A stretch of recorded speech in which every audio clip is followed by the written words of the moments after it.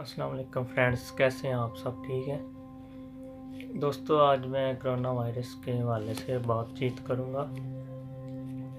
پوری دنیا میں جو ہو رہا ہے چند ہفتوں سے بہت سوچا، بہت سمجھا، سوشل میڈیا پر بھی دیکھا، تاریخ پر بھی نظر ڈالی، اس حوالے سے ڈاکٹروں کی رائے بھی سنی، اور جو کچھ ہو رہا ہے نہ میں نے اپنی زندگی میں ایسا پہلے کبھی دیکھا تھا نہ سوچا تھا۔ چاہتا ہوں کہ آج میں جب اللہ سے بات کر رہا ہوں تو آپ میری آواز کے ساتھ آواز ملائیں۔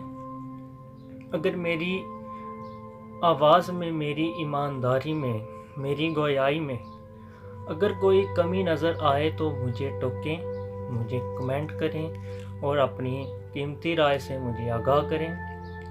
میں اس نتیجے پر پہنچا ہوں کہ میرے بہن بھائیوں کے کرونا وائرس سے کس طریقے سے بچنا ہے، یہ کتنے دن چلے گا، ان سب باتوں کو میں نہیں جانتا۔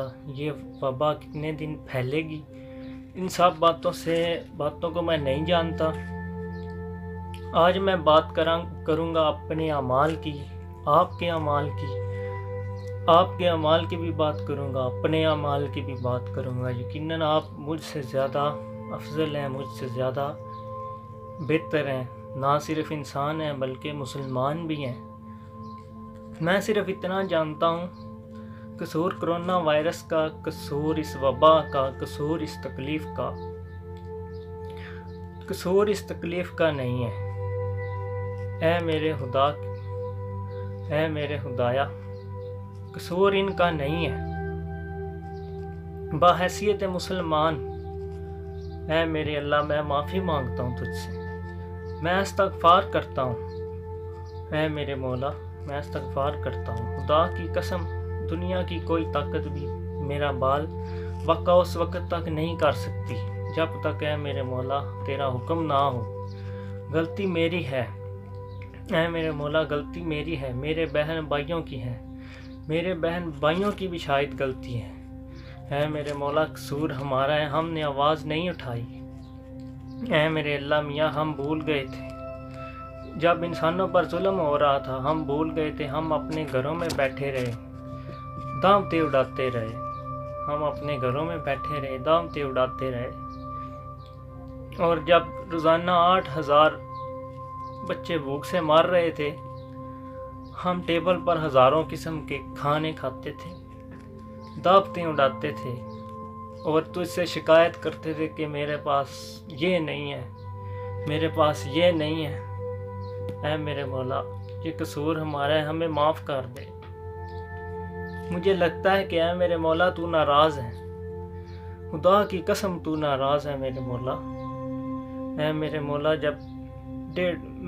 میرے مولا، میں 1.5 ارب انسانوں کے لیے، 1.5 ارب مسلمانوں کے لیے اے میرے مولا تجھ سے تیرے کے ہاتھ اٹھاتا ہوں میرے مولا، مجھے معاف کر دے، ہمیں معاف کر دے اے میرے مولا، ہمیں معاف کر دے۔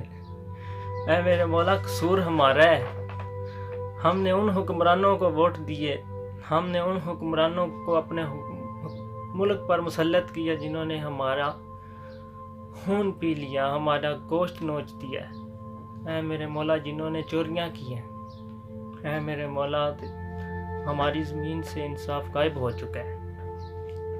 یاد کرو عمر فاروق کا وہ زمانہ جب ایک عورت